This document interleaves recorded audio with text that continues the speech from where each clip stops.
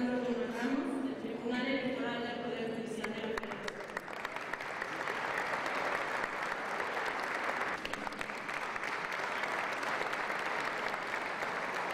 El ministro del Senado de la República, el senador Raúl Cervantes Andrade.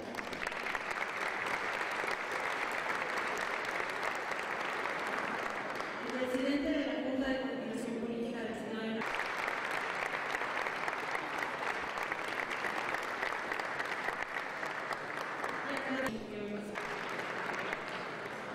A lo largo de 15 meses de trabajo, el contenido de las reformas constitucionales que transformaron el sistema a ciudadanas individuales y colectivas del instrumento procesado. El liderazgo de la Junta Directiva ha permitido, segundo, una pluralidad de espacios en su presentación, un sentido de oportunidad que ha permitido reaccionar a las coyunturas solo en la medida en la que logra generar sinergia y corresponsabilidad con otras y con todos los usuarios del sistema de justicia que se busca desde el ejercicio de derechos. Cada uno de ustedes, Alex, Manuel Camacho Solís y Roberto.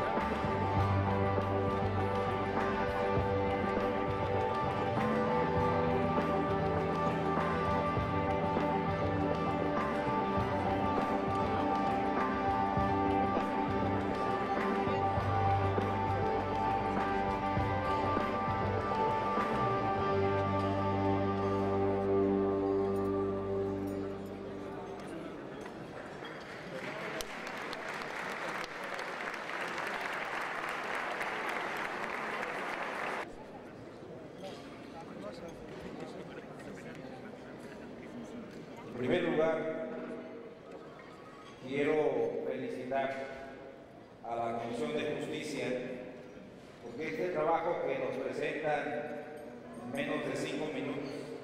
La verdad, tendría que ser multiplicado por muchísimas horas de trabajo para lograr los resultados que al día de hoy nos están mostrando.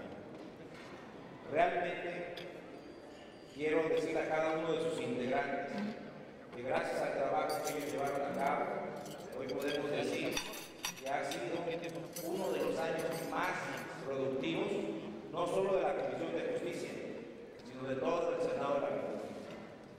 Por primera vez, el Senado de la República logró sacar las reformas que no se habían podido hacer en por lo menos 75 años.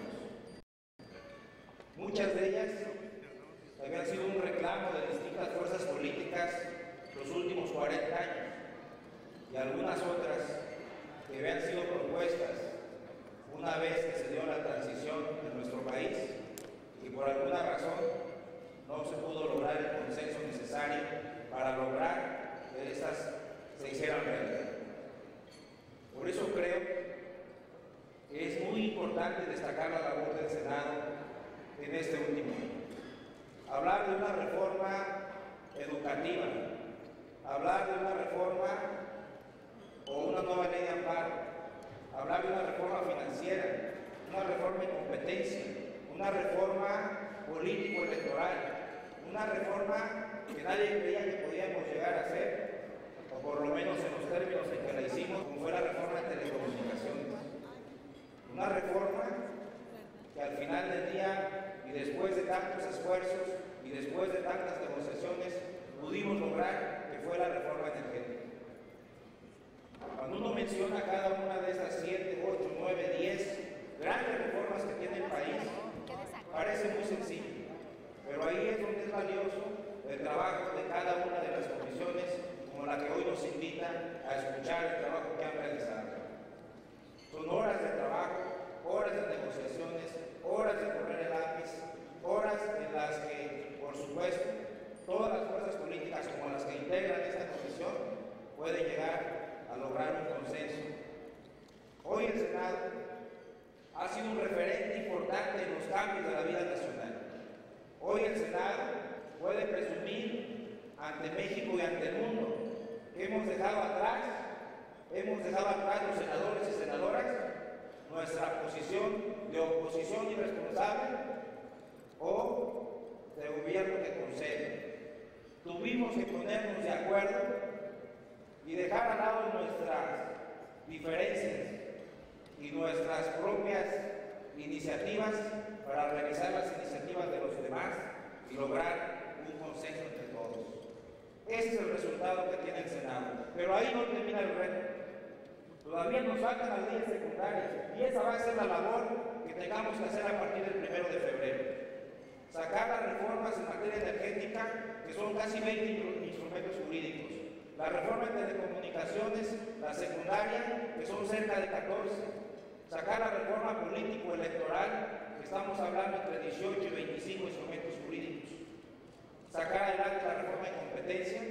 Y 3, y aquí reitero el compromiso, que estas 3 las vamos a sacar, como nos comprometimos en la última sesión. La ley que genera el derecho de réplica, la consulta ciudadana y, por supuesto, la reforma política del Distrito Federal. Esos son los 7 retos que tenemos, independientemente de que cada comisión tiene un trabajo arduo que sacar, independientemente de que cada legislador tiene propuestas que hacerle al Senado, que hacerle al país, y que seguramente con el esfuerzo y el trabajo de cada uno de sus integrantes y de comisiones como las que el día de hoy nos invitan a ver su trabajo, con ese esfuerzo, sin duda alguna, el Senado de la República, por muchos días, por muchos meses y por muchos años, va a seguir dando de qué hablar. Felicidades, Roberto, felicidades a todos los integrantes de la comisión. Presidente.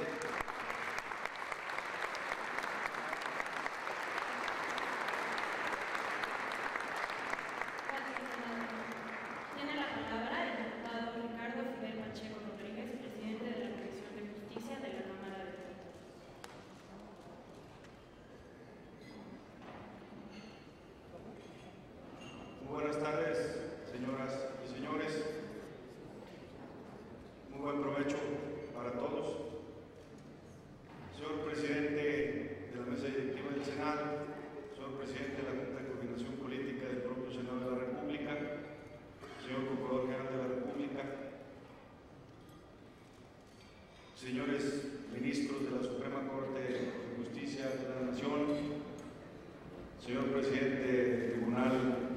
Electoral del Poder Judicial, presidente del FAI del Tribunal Superior de Justicia del Distrito Federal, señores senadores, integrantes, presidentes, secretarios, integrantes de la Comisión de Justicia del Senado de la República, muy distinguido auditorio. A nombre de la Comisión de Justicia de la Cámara de Diputados y de la propia Cámara de Diputados, deseamos agradecer la invitación a este informe de la Comisión de Justicia. Deseamos agradecerlo sobremanera porque significa una distinción especial para nosotros y significa también el reconocimiento del buen entendimiento, de la coordinación, del diálogo que hemos tenido entre ambas comisiones de las cámaras y entre las cámaras mismas, para servir mejor a los ciudadanos a quienes nos debemos. Se hace así en el Poder Legislativo. ¿Por qué? Porque así lo demanda la sociedad mexicana. De innovación que se ve con claridad en la forma de rendir a ustedes, a todo el pueblo de México, este informe de labores de este año. Volvemos a agradecer la oportunidad de estar aquí, la distinción y acreditarnos nuevamente el deseo de los miembros de la Cámara de Diputados de seguir trabajando en nuestro tema.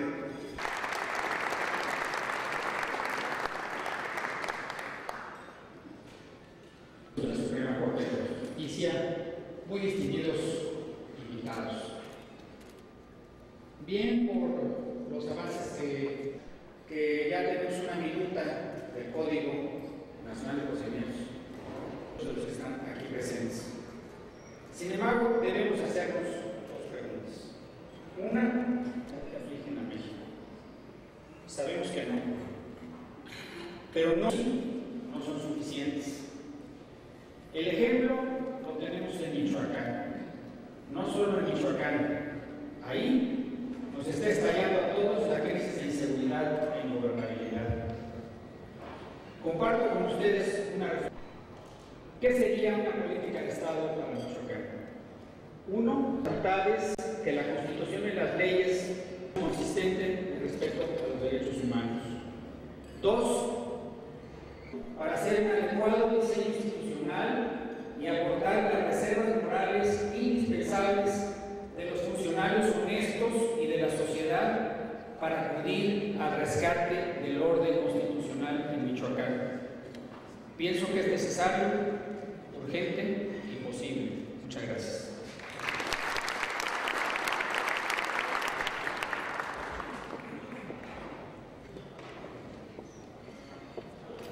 Muchas gracias.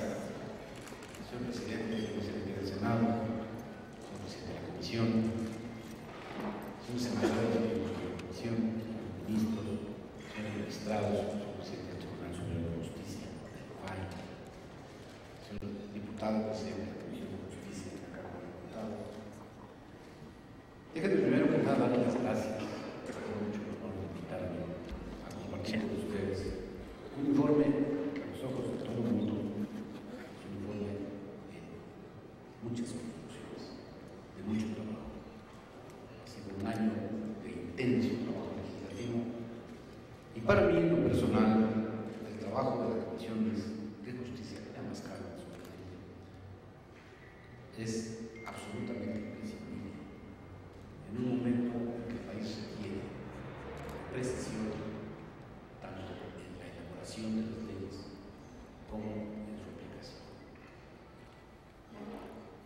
Todos sabemos que el derecho, y por consecuencia el Estado que genera, tiene como propósito la regulación de la conducta moral. Pero esto no tiene solo la parte mecánica, el medio, que tiene una profundidad cuyo objetivo es mucho más amplio, mucho más importante y mucho más trascendente. De lo que se trata es que la conducta humana esté ligada a los propósitos de justicia, de la equidad, y de bienestar. Pero además, el propósito y los fines deben estar a su vez medidos y acotados, porque no pueden darse a cualquier precio. Porque estas normas de conducta, o para que estas normas de conducta sean capaces de definir los límites de la actuación de todos los actores del Estado, base fundamental del Estado de Derecho. Y esto solo es posible cuando estos límites y estos propósitos se sustentan claramente en el mayor consenso, es decir, son aceptados por la sociedad a la que van destinados. De no tener ese contexto o ese consenso sustancial, se genera inconformidad, inquietud, incumplimiento, si es que no se acumulan las principales acciones eficaces que deben tener estas disposiciones que nos damos los ciudadanos para lograr justamente estos propósitos. Esa es la tarea central de los legisladores. Pero para el alcance pleno de sus logros, no es solo la tarea de los legisladores, lo decía el señor Camacho. El acatamiento pleno de estas normas es función de nosotros, de quienes estamos investidos de alguna autoridad, de quienes en la pinza fundamental del Estado de Derecho estamos obligados a actuar solo en aquello que nos diga precisa la ley, y que este es el único camino posible de seguir. Pero también en la otra pinza, la que cierra esta posibilidad de existencia de la ley como norma, está la parte que señala que el ciudadano debe hacer todo aquello que no esté prohibido por la ley. Y para esto es fundamental la aceptación de la sociedad en el territorio en el que se determina el Estado de sus normas jurídicas, que es la que da la existencia legal. Enorme tarea de legisladores, de funcionarios y de ciudadanos. Hoy, en el siglo XXI, no podemos permitirnos deteriorar avances claros como los que hemos tenido en los últimos tiempos, pero tampoco mantener fallas históricas. Estamos obligados a ubicarnos en nuestro tiempo, sin perder la percepción de nuestras realidades. El cambio no se puede plantear ni como premisa ni como bandera, porque el cambio es natural, el cambio es inexorable. Es muy difícil si nos ponemos a pensar en encontrar algo que no cambie, cosa viva e incluso la que no lo es. Es muy difícil encontrar, repito, algo que no cambie. Hablar simplemente de cambio sin darle destino, sentido ni ruta es hablar de nada. Pero dejar el cambio al azar, a la circunstancia del momento, es irresponsable.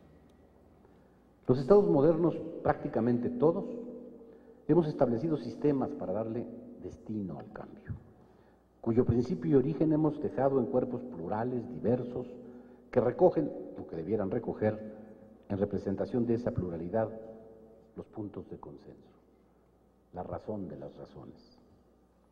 En este país son ustedes, los legisladores, quienes tienen esa delicada y esencial tarea para poder decirnos Estado moderno. Ha hecho el Poder Legislativo de este país en los últimos tiempos un enorme esfuerzo de construcciones legislativas que buscan esa finalidad. Pero lo que nos falta es todavía mayor que lo logrado. Estamos construyendo en este momento un sistema de justicia que pretendemos corrija estas fallas estructurales y sea capaz de acercarse con mayor eficiencia a nuevas formas que conduzcan al Estado al ideal planeado. Pero hemos definido la generalidad, hemos construido el esquema, necesitamos la profundidad. Las ventajas de una sociedad que crece en tamaño, en necesidades, en dificultades y en aciertos, hace mucho más compleja la regulación de las conductas y, desde luego, mucho más complejo al Estado. Nos obliga a precisiones y adecuaciones que por esa complejidad, curiosamente, deben ser simples y claras.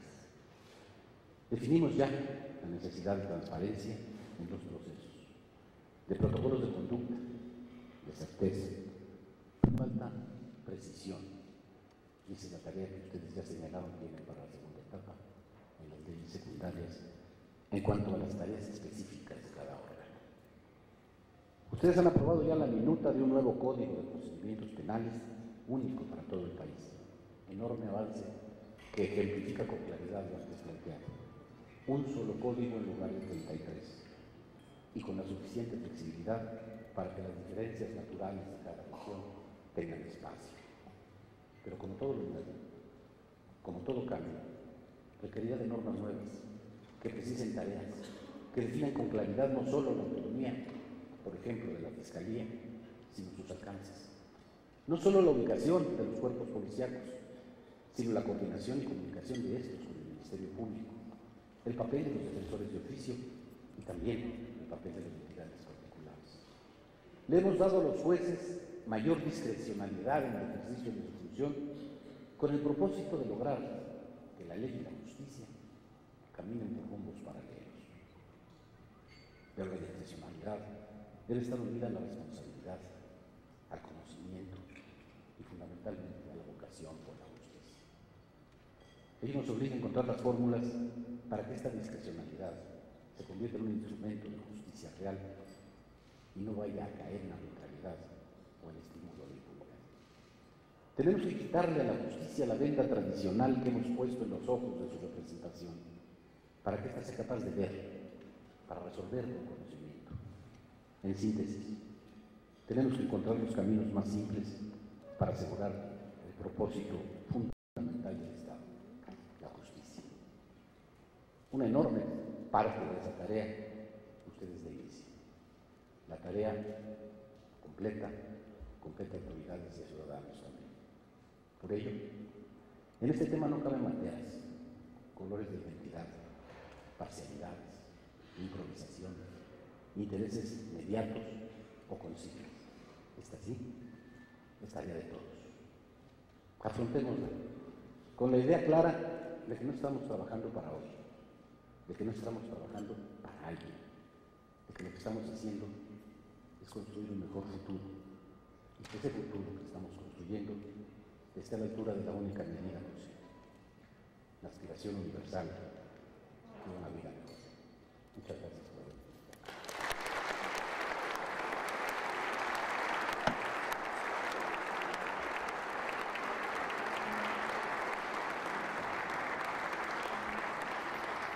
Muchas gracias, procurador.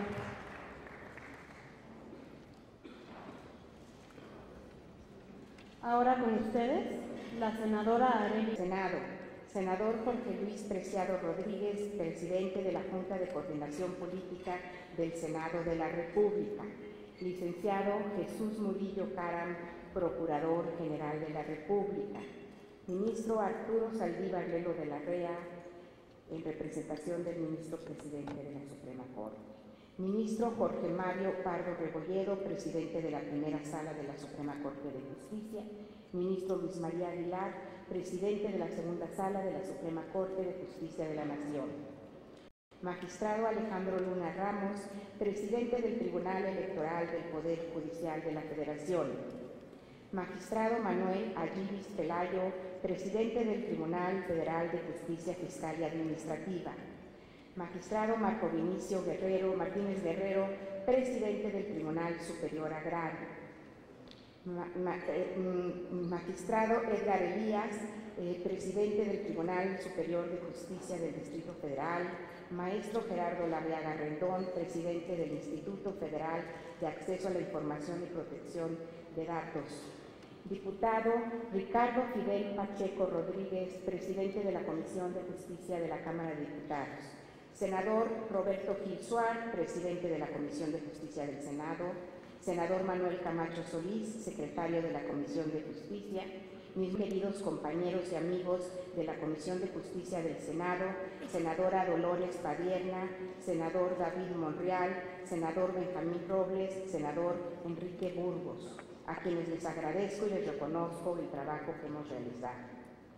Todos los aquí presentes, académicos, miembros de la Judicatura, autoridades, representantes de los medios de comunicación y de la sociedad civil, a quienes ya no menciono por nombre, pero con quienes comparto grandes lazos de amistad y a quienes agradezco su incondicional compromiso. La palabra justicia quizás es una de las más difíciles de definir. ¿Qué quiere decir? Justicia. Parece que todos tenemos un significado distinto. Por miles de años, los seres humanos nos hemos preguntado eso. La justicia ha provocado ensayos, ha motivado debates. Por la justicia se han emprendido guerras y revoluciones. No es mi papel tratar de resolver este milenario dilema ahora, pero considero pertinente la reflexión, porque en la esencia de ella está la razón por la que estamos convocados el día de hoy, porque queremos hacer de México un país más justo. Las y los senadores que integramos esta comisión hemos trabajado durante meses con ese objetivo en mente, lograr que esa palabra tan abstracta y en ocasiones tan subjetiva se materialice en la vida diaria de las y los mexicanos. Debo de aceptar que esta encomienda no ha sido un reto fácil, particularmente en un país como el nuestro, donde hemos de decirlo, la justicia tiene enormes deudas con gran parte de nuestra sociedad. Pero es precisamente por ello que hemos emprendido tan importante labor. En el Grupo Parlamentario del Partido Revolucionario Institucional estamos convencidos desde el inicio de esta legislatura de acompañar el proyecto de transformación al que ha convocado el presidente de la República. Reconozco en particular el incondicional apoyo que el senador Emilio Gamboa ha brindado siempre a las labores de esta comisión. Entendemos que nuestra posición como partido en el gobierno y fuerza política mayoritaria representa una gran responsabilidad con todas las y los mexicanos. Estamos trabajando para contar con un marco jurídico sólido que genere confianza en el sistema de justicia. Y yo creo que es precisamente ahí también donde radica el gran acuerdo que hemos logrado los diferentes partidos que integramos esta comisión. En la mesa directiva hemos entendido que trabajamos por un proyecto común. La pluralidad es palpable en cada una de nuestras sesiones y con cada uno de los temas que abordamos, pero de fondo ha existido siempre un consenso en torno a un objetivo común. Y vuelvo a insistir, queremos hacer de México un país muy justo, más justo.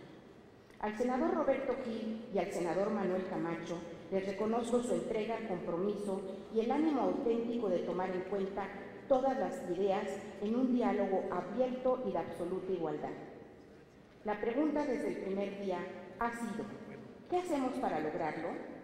No podría pretender que 15 senadoras y senadores nos sentáramos aisladamente alrededor de una mesa a decidir qué reformas y leyes son necesarias para mejorar nuestro sistema de justicia. Esta tarea es mucho más compleja y requiere de la voz y la participación activa de toda la sociedad. Con esa idea en mente, en esta comisión nos hemos dado la tarea de escuchar. Hemos convocado a todas las voces de la sociedad civil, organizada, a académicos, a expertos, a las autoridades en todos los niveles y ámbitos para hacer, con su conocimiento y experiencia, un verdadero estudio de cada uno de los temas que nos ocupan. Ese es el auténtico espíritu con el que se teje el pacto social. Para nosotros, el proceso con el que realizamos nuestra labor es tan importante como el resultado mismo. Entre la vía fácil de seguir un camino hermético y reducido o crear espacios de deliberación inclusivos y participativos, optamos por innovar. Decidimos implementar los mecanismos necesarios para abrir el proceso legislativo a la sociedad, con transparencia, participación, información útil y rendición de cuentas. Estamos haciendo del Congreso mexicano un auténtico parlamento abierto. No se puede entender una ley a protección de periodistas sin las audiencias públicas a las que convocamos. No podríamos hablar hoy de un Código Nacional de Procedimientos Penales sin cada una de las sesiones del Consejo Técnico que nos asesoró, o sin la gran labor de quienes participaron en el simulador que nos permitió ver de manera directa el funcionamiento del nuevo sistema. Desde luego, no podríamos entender una ley general de víctimas sin el valioso testimonio de la sociedad civil y de las propias víctimas. A todos ustedes que han participado de alguna u otra manera en la construcción de este gran proyecto, que han mostrado su absoluta disposición para colaborar con esta comisión y que han hecho suyo el compromiso de luchar por un México más justo, nuestro más sincero agradecimiento. Muy especialmente quiero mencionar la labor de la secretaria técnica de esta comisión, que ha sido indispensable para el eficaz cumplimiento de todos estos logros. ¿Por qué no digo que no se entienden todos estos logros sin una participación incluyente? Precisamente porque no se trata solo de cambiar palabras en un texto, sino de diseñar con la sociedad y para la sociedad el proyecto de nación al que aspiramos. Porque más allá de los tribunales, de las salas de juicio e incluso del Congreso, la justicia debe reflejarse en la vida cotidiana de cada mexicano. En ocasiones, esto ha significado un verdadero dilema. Hemos tenido que conciliar la celeridad con la que es necesaria avanzar en muchos temas, con dar a cada uno de ellos el espacio y tiempo suficiente para obtener los mejores resultados. En ese sentido, ha habido un principio fundamental que nunca ha estado en duda para nosotros. En cada punto de acuerdo, en cada iniciativa y en cada minuta hemos tenido un absoluto compromiso con la transparencia. Legislar por un México más justo significa, sí, saber escuchar, pero también se trata de dar a cada mexicana y a cada mexicano la posibilidad de que conozcan el proceso legislativo, de que sepan con qué bases tomamos decisiones sus representantes, de que sean capaces de exigirnos cuentas por cada vez que emitimos un voto y por cada vez que dejamos de hacerlo. El ciudadano de hoy entiende que la democracia trasciende al sufragio de cada 3 o 6 años. Quiere saber, quiere estar informado, quiere ser partícipe de las decisiones. Es en virtud de ello que merecen que nuestra labor sea abierta y transparente, que el Congreso de la Unión se acerque a ellos y les brinde toda la información para conocer nuestra labor, y que con base en ello puedan juzgar nuestro trabajo. ¿Cómo podríamos, de lo contrario, ejercer la digna labor de tomar decisiones en su nombre? Señoras y señores, este es apenas el inicio. De ninguna manera podemos conformarnos con lo obtenido, ni pretender haber alcanzado en unos cuantos meses la totalidad de nuestros objetivos. Seguiremos trabajando con el mismo ímpetu y el mismo compromiso que hemos tenido desde el primer día. Pero permítanme congratularnos por algo. Además de los grandes temas de trascendencia nacional que se han votado en esta comisión, más allá de los nombramientos, de los dictámenes y de las leyes aprobadas, este año hemos fincado las bases de inclusión, de pluralidad, de profesionalismo y apertura para que en adelante podamos estar seguros de que trabajamos con la solidez que requiere nuestra gran tarea: hacer de México un país más justo. Invito a todos los que se han sumado y a los que faltan por hacerlo a que sigamos trabajando para alcanzar esta gran meta, a que nunca perdamos de vista lo que ese compromiso significa, a que sigamos entendiendo que nuestra labor, más allá de la gramática y la tinta, tiene la capacidad de transformar la vida de muchos, y sobre todo a que hagamos conciencia de que tenemos oportunidad de darle sentido en la vida de cada mexicano y de cada mexicana a la palabra justicia. Gracias.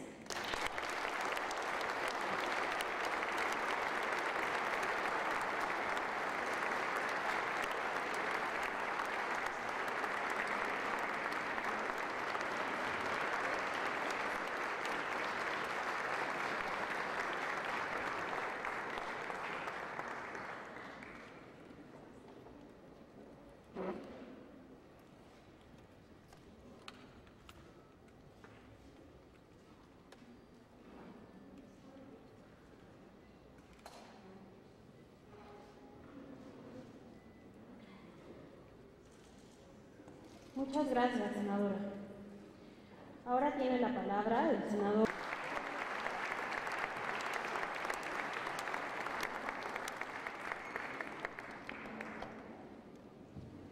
Muy distinguidos y apreciados todos. Hace poco más de un año, en la primera o segunda ocasión en que la Junta Directiva nos reunimos, recuerdo quizá que era un desayuno, y en el buen ánimo con el que toda empresa toda aventura inicia, con mis compañeros Arely Gómez y Manuel Camacho Solís, nos propusimos entregar buenas cuentas de la encomienda que recibimos del Senado de la República.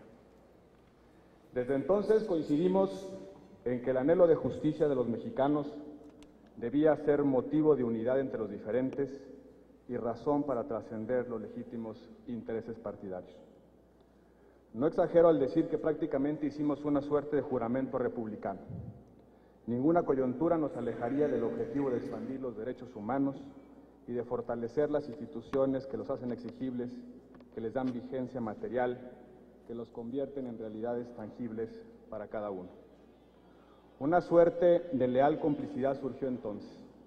La agenda de justicia quedaría a salvo del paquete económico anual, de la reforma fiscal, de la reforma energética o del vigoroso debate parlamentario que se escenifica constantemente en nuestra pluralidad. Creo que lo que primero debemos informar esta tarde es que hemos honrado a cabalidad aquella originaria intención. Con excepción de algún otro estridente punto de acuerdo, hemos sabido separarnos de nuestras posiciones parciales, de las tensiones de la competencia, de las divergencias naturales entre ideologías diferentes, para privilegiar la deliberación socialmente útil, el argumento técnico, la coincidencia fundamental sobre los fines y los medios. Nuestra divisa en todo momento ha sido el principio ético del consenso. El consenso que no es unanimidad ciega ni claudicación frente a lo valioso, sino equilibrio razonado. El consejo que deja satisfecho a los participantes porque no implica derrota ni exclusión de alguno. El consenso que es resultado de la negociación franca, honorable y bien intencionada. En momentos de alta tensión por la agenda que cursaba por el Senado, esta comisión fue capaz de tejer amplios consensos para dotar al Estado mexicano de mayores instrumentos para debilitar las estructuras financieras del crimen organizado. Dimos cauce definitivo a un proyecto de ley para combatir el lavado de dinero que tenía meses, quizá años, de rezago en la dictaminación parlamentaria. A primera hora de esta legislatura, escuchamos el reclamo de los profesionales de la información, de los periodistas, para prevenir y sancionar los delitos que lastiman la libertad de expresión y el libre flujo de las ideas, de esos delitos que carcomen la calidad de nuestra democracia porque inhiben la crítica, el debate y la denuncia. Dimos respuesta legislativa a la exigencia de combatir la impunidad que se recrea en ese círculo vicioso entre la agresión que pretende silenciar y la omisión intencional que intenta sepultar para siempre la verdad. Concluimos también en este primer año el tortuoso andar de la Ley de Amparo, una ley reglamentaria imprescindible para democratizar el acceso y los efectos de ese remedio constitucional a la vulneración de los derechos y de las libertades públicas. La Comisión de Justicia fue protagonista de reformas de gran calado en concurrencia con otras comisiones de este Congreso. Participamos en la dictaminación de la minuta de la reforma financiera, un complejo paquete de 13 iniciativas que comprendieron 34 ordenamientos de altísima complejidad técnica. Analizamos asimismo las reformas en materia de competencia y telecomunicaciones, particularmente lo relativo a la previsión de los tribunales especializados y en las causales de improcedencia del juicio de amparo. Hicimos aportes sustantivos para matizar reglas que prometían situaciones de indefensión frente a decisiones de órganos límite. La causa de las víctimas nos unió. Superamos con responsabilidad la tentación de hacer encallar la respuesta legal a la doble victimización, a esa circunstancia en la que se sufre el efecto del delito y la indolencia de las autoridades responsables de mitigarlo o repararlo, pero para no conceder razón a unos o evitar que otros se apropiaran de la tenaz esperanza de muchos. Corregimos una ley para que nunca más una víctima en nuestro país escuche esa lastimosa excusa de que no existe medio efectivo para corregir una situación de injusticia y de vulnerabilidad. El Senado de la República se puso al frente del reto de la implementación del nuevo modelo de justicia penal. No esperamos el impulso externo ni la presión social para actuar.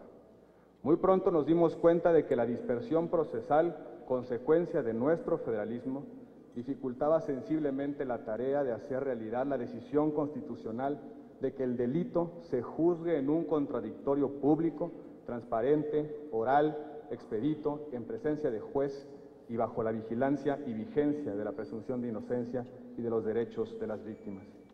Aquella fue una conclusión que emanó de una audiencia pública, de las decenas de audiencias públicas que esta comisión celebró a lo largo del año, en la que escuchamos con apertura la opinión experta e informada de académicos, operadores jurídicos y representantes institucionales, y dialogamos directamente con la sociedad para dotar de legitimidad a nuestras decisiones legislativas. Construimos una iniciativa plural de reforma constitucional para habilitar al Congreso a legislar en materia de procedimientos penales. Una reforma que fue aprobada por unanimidad en las dos cámaras del Congreso y velozmente avalada por las legislaturas estatales. En un proceso que duró poco más de un año, aprobamos por unanimidad el proyecto de Código Nacional de Procedimientos Penales. En este proceso incursionamos en importantes y muy valiosas innovaciones. En primer lugar, constituimos un consejo técnico integrado por 18 expertos y representantes institucionales y de la sociedad civil que acompañaron de manera directa la construcción de sus contenidos. Mi agradecimiento personal y mi reconocimiento por su trabajo.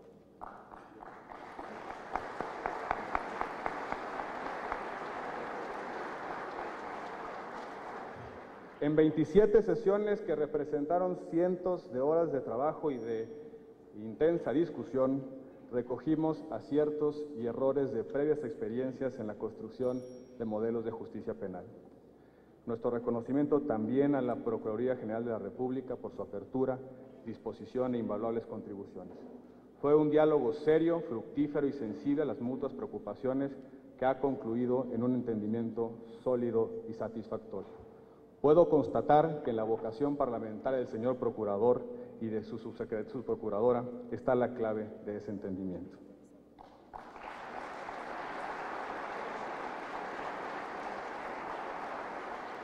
Mi reconocimiento también a los tribunales locales por su decidido respaldo en la dictaminación de este código y también el apoyo que están dando para que supere en la Cámara de Diputados la tramitación parlamentaria. Y así como lo hizo la senadora Arely Gómez, mi reconocimiento al talentoso y joven equipo de apoyo de la Comisión de Justicia encabezada por la licenciada María Rivera.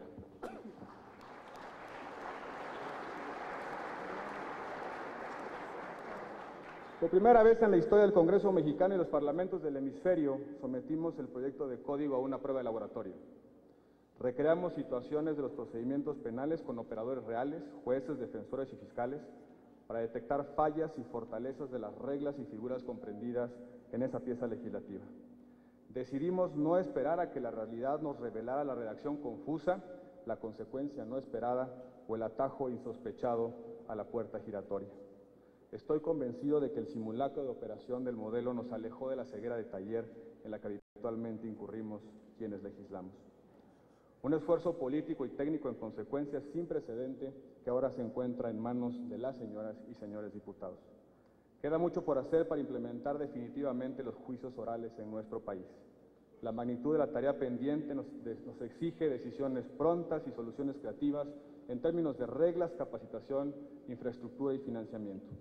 Avanzar en la aprobación del código es una condición necesaria para acelerar sustancialmente en ese pendiente de la sociedad mexicana y de sus instituciones. En la distancia del salón de sesiones, en la soledad de una redacción de una iniciativa o en la abstracción de un debate parlamentario, pocas veces puede un legislador palpar los efectos de nuestro trabajo en la realidad concreta de las personas. Sin embargo, un caso nos recordó para qué estamos aquí y a qué nos debemos. Le hemos puesto nombre y apellido a una reforma que puede ser solución de muchos inocentes privados de su libertad por haber cometido el único delito de ser pobre o vulnerable, la ley Alberto Patistán. Lo visité horas antes de que el Ejecutivo Federal le notificara la concesión del indulto. Expresaba en su rostro y gestos la paz que solo la tranquilidad de conciencia otorga. Decenas de jóvenes estudiantes universitarios con cámara en mano que habían documentado las graves violaciones a las garantías del debido proceso del profesor Patistán y que habían acogido su caso como una causa de justicia, atestiguaban de reojo y con cierta indiferencia nuestra presencia esa mañana en aquella clínica de la colonia Coyoacán. Esos jóvenes tenían razón en su indiferencia hacia una expresión del Estado que había fallado en evitar el dolor evitable. Fueron ellos quienes visibilizaron el caso de don Alberto, fueron ellos quienes crearon la presión social por una solución que le concediera la libertad, no como perdón, sino como reconocimiento de su inocencia. Fueron esos jóvenes quienes legislaron a través de nuestras manos. Hay buenos motivos para estar satisfechos por lo logrado, pero debemos reconocer pendientes. Tenemos la deuda de la integración del Consejo de la Judicatura. Tenemos que reconocer que no fue suficiente la intención para cumplir con esa responsabilidad.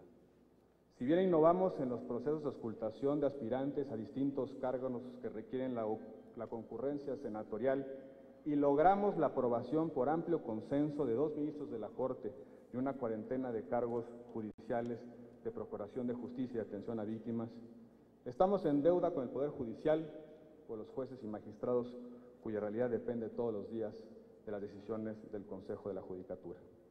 Sirva pues el gesto de reconocimiento de esta deuda no como justificación, sino compromiso para enmendarla. Señoras y señores, estimados todos, asistimos a la mayor transformación del sistema jurídico mexicano desde la promulgación de la Constitución de 1917.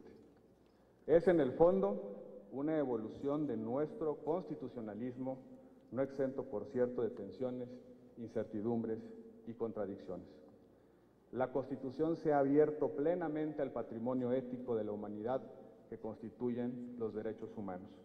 Hoy, esos contenidos universales son parámetros vinculantes para evaluar las acciones y omisiones de todas las autoridades estatales.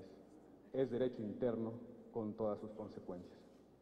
El principio pro persona cambia sustancialmente los modos de aproximación a los problemas normativos y al mismo tiempo abre toda una nueva dimensión de argumentación jurídica a partir de principios que superen un estándar de racionalidad compartida. La función de creación del derecho se ha diversificado y pluralizado, con un cada vez mayor protagonismo de los jueces y el progresivo desplazamiento de la ley como la única fuente que concreta los ámbitos de vigencia de los derechos humanos. El viejo constitucionalismo de la estructura tripartita de poderes se ha sustituido gradualmente por un constitucionalismo de las autonomías, un cambio de paradigma que impacta sin duda en las relaciones entre los órganos del Estado y en los controles democráticos sobre el ejercicio de ciertas funciones estatales. Surge en el seno de este nuevo constitucionalismo una suerte de orden jurídico nacional, distinto a los ámbitos federal, estatal y municipal, caracterizado por la existencia de órganos con competencias transversales y normas que acotan la libertad configurativa de los poderes legislativos locales. Se multiplican las leyes generales como fuentes normativas que desdoblan los contenidos de la Constitución, que distribuyen competencias, establecen marcos de coordinación, imponen derechos y obligaciones, pero que también abren distancia en el vínculo entre representantes y representados.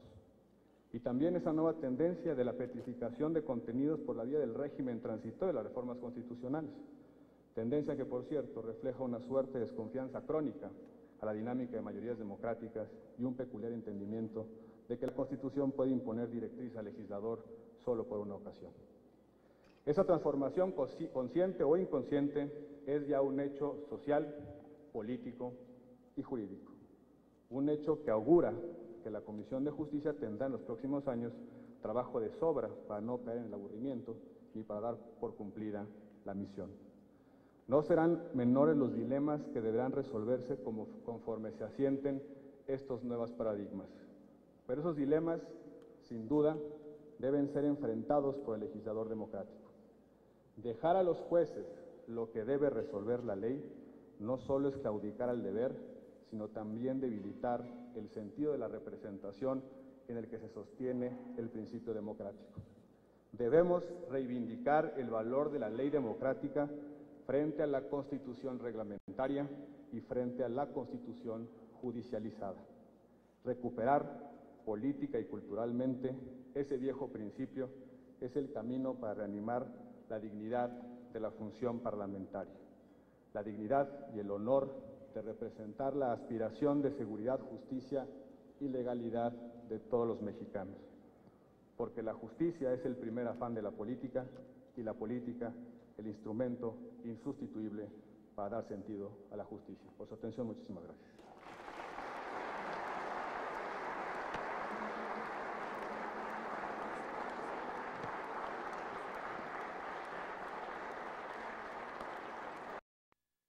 Se viste de orgullo, haciendo un ejercicio democrático de rendición de cuentas. Sean bienvenidos, señores ministros, sean bienvenidos, señor procurador, magistrados presidentes de coordinación política. Quisiera hacer un reconocimiento muy especial a la mesa directiva de la Comisión de Justicia. Yo fui miembro de ella, al senador Roberto Gil Suart, a la senadora Arely Gómez y al senador Manuel Camacho.